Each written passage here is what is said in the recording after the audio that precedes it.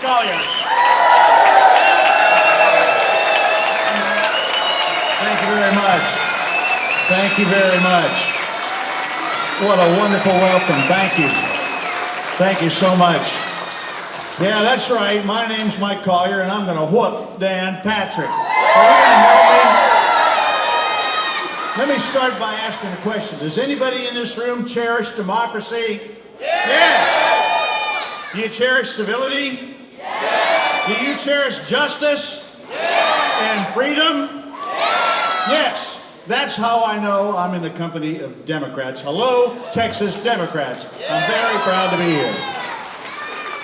It's always wonderful to be in Hays County. People say, Mike, can we get you to come to Hays County? And I keep saying, one of these days you won't be able to get me to leave. The whole state loves Hays County. This is just a fabulous county and growing fast, and Democrats are on the move. It's very exciting. Thank you so much for what you do. And we're here to celebrate LBJ. I'll just say one brief thing. My very, very first recollection of anything politics was when my uncle looked at my grandfather, and I must have been 7 or 8 years old, and said, "Who's your favorite president?" And he said, "Lyndon Johnson." Why is that? He's for the working man. And at 7 or 8 years old, I thought to myself, isn't everyone? I learned that not everyone is for the working man. But Democrats are for the working and the middle class, and that's why we hold our head high. Yeah. Now, I could, if I wanted to, say a lot of bad things about Dan Patrick El Diablo. But I don't need to. Everybody's got his number. So why don't we just talk about how wonderful it will be when the next lieutenant governor is a Democrat. Let's talk about that, shall we? Let's start with public education. Any teachers or retired teachers? I will fight for public education. Thank you for teaching. I think we have a moral obligation to all of our young children, regardless of the circumstances of their birth, to give them a great education and a shot at life, and that's what Democrats believe in, and that's what I'm going to fight for. And you'll fight with me, won't you? And we got to keep property taxes fair, and they aren't, and we'll get into the details in due course. I just want to say one thing. You know, I made my living as an auditor, right? I just want you to know one thing. I'm Republicans' worst nightmare. I'm a Democrat. I'm an auditor. I get lied to for a living. We're going to make property taxes fair. You with me? And then we're going to expand Medicaid. Should we expand Medicaid? Because health care is a fundamental human right, and we need to live that, and we'll expand Medicaid. And then I think we need criminal justice reform. Do you agree we need criminal justice reform? There's so many young men and women sitting in Texas prisons, some of them private prisons. They shouldn't be there. What they did wasn't violent, one-time offense. Get them out, get them working. We need to be thinking in terms of restorative justice, which is what Democrats believe in. And I also think we should legalize marijuana. What do you think? I have a very small confession to make. You know, I ran against El Diablo 4 years ago, and I tiptoed around the idea of legalizing marijuana because my mother was still living, and I didn't want to get back into what I did in the 70s in the UT campus. But now Mom's in heaven, and I can tell you honestly, I have believed that we should legalize marijuana ever since Pink Floyd released their second album. And that's how I know I'm in the company of old folks. Not to leave out the young Democrats. I don't want to exclude young Democrats. In fact, I love young Democrats.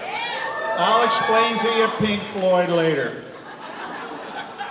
And there's so many other problems that we need to solve in this state.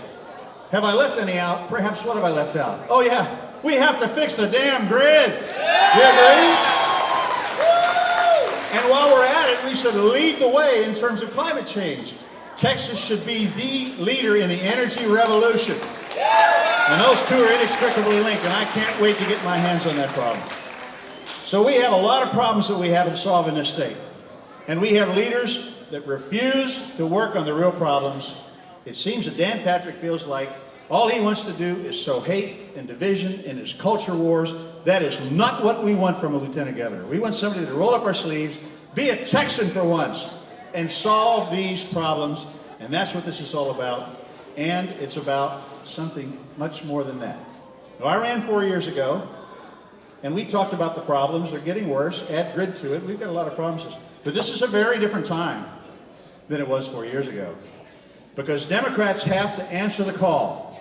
Democrats always answer the call. We are the champions of our democracy in the United States of America, and we have to answer the call now. Do you agree? Because this election is not just about solving technical problems.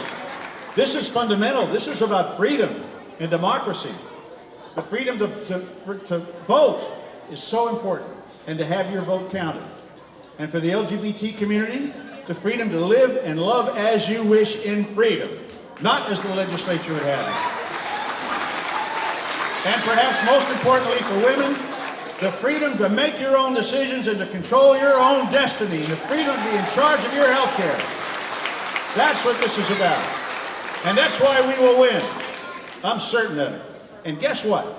There's a lot of Republicans that agree with us. Yeah. I know that for a fact. Woo! We are not some fringe. They're the fringe. They're radicals. We are the majority point of view, and that's why I believe we'll win. And I'm not afraid to talk to Republicans. I'm not the least bit afraid to talk to Republicans, and I'll share you a little story. I'll close by sharing a little story from the campaign trail, if you'll indulge me. We just came back from Amarillo. Ever been to Amarillo? All right. Well, I wanted to talk to some Republicans out there. Kind of hard to get a meeting up when you're a Democrat. So I thought, well, I'll just go to a cattle auction. I'll find some Republicans there. Ever been to a cattle auction? Republicans everywhere. Now all I have to do is get their attention. How am I going to do that? So I look around and I see this big old pile of dirt. Or so I thought. And I jumped up on that pile and I got their attention all right, and I started sinking into this, and it smelled terrible. But I had their attention, and we talked about fixing the grid and education and health care and all the rest and freedom, and they listened. And finally, one Republican looked at me and he said, you know, Mike, the way he said it, he said, I never thought I'd stop and listen to a Democrat make a stump speech. I looked down and I said, Bubba, I thought I'd never deliver one from a Republican platform. So let's go out and win. All right, let's go win.